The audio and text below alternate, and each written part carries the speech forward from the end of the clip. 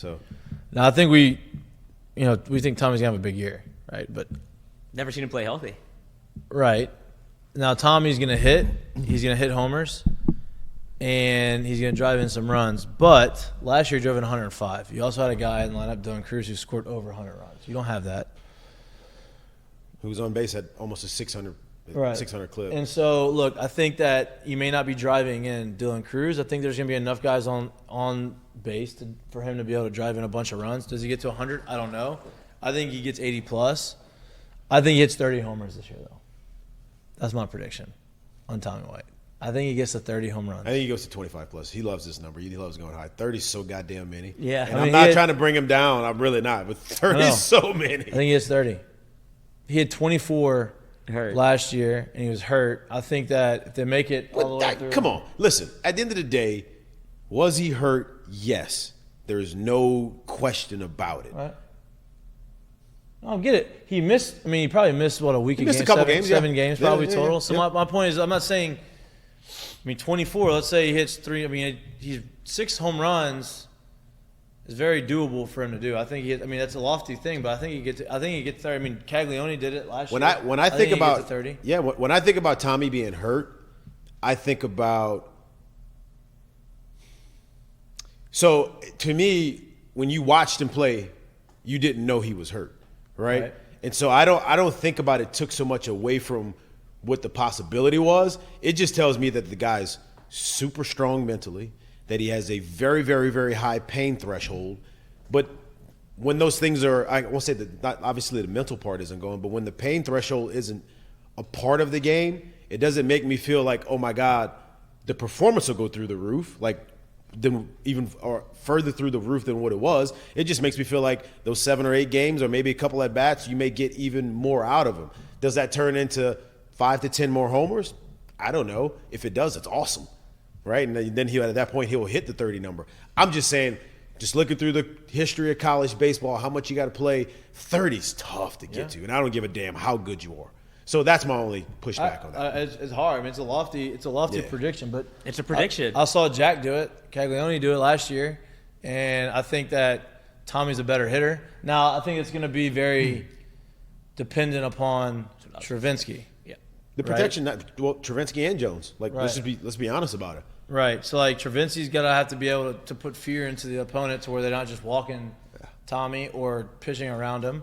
And that's the other part of Tommy that I want to see his maturity of, like, hey, I know that if the guy behind me is not feeling great, they're going to make Travinsky prove to them that should be fair to he's going to be the guy, like he's the guy that can't let him beat us, right? So they're not going to let, or especially early on, they're not going to let Tommy beat him. And they're going to try to pitch around him, and they're going to pitch him tough.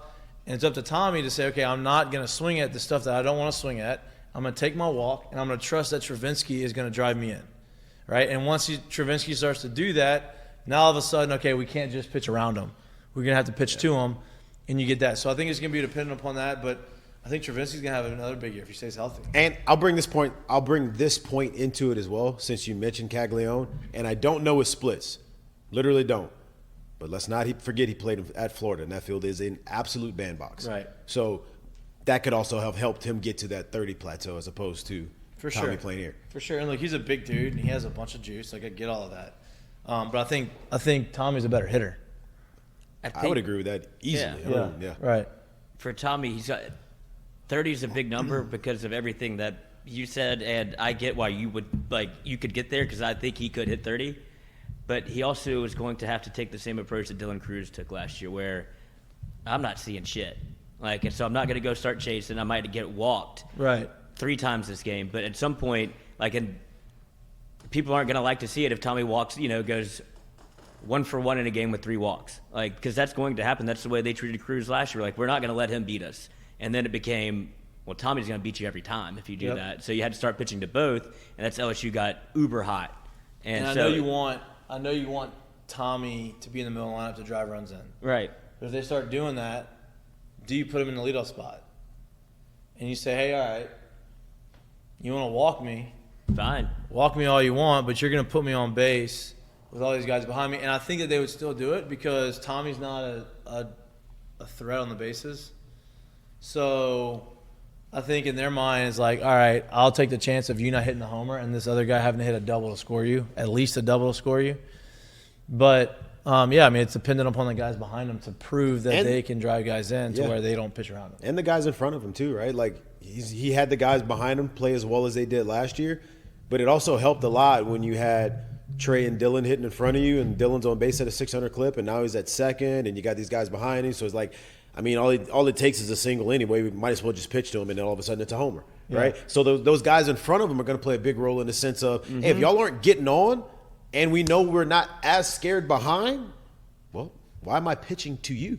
Right. I'll just take my chances of letting you chase or getting on base, because Tommy's not a threat to run on, right? So when he gets on, you're not thinking, oh my God, a ball in the gap, he's most likely going to score. It's almost a definite that he's going to score.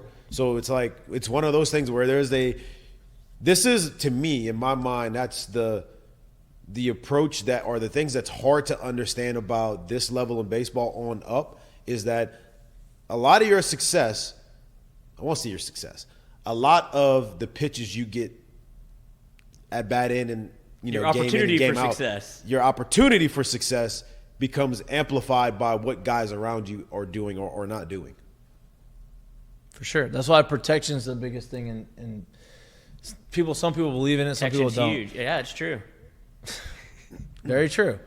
Well, some would say opposite. It just depends on what your goals are. Yeah. Depends on what you're trying to do. Depends on how elite you are at timing.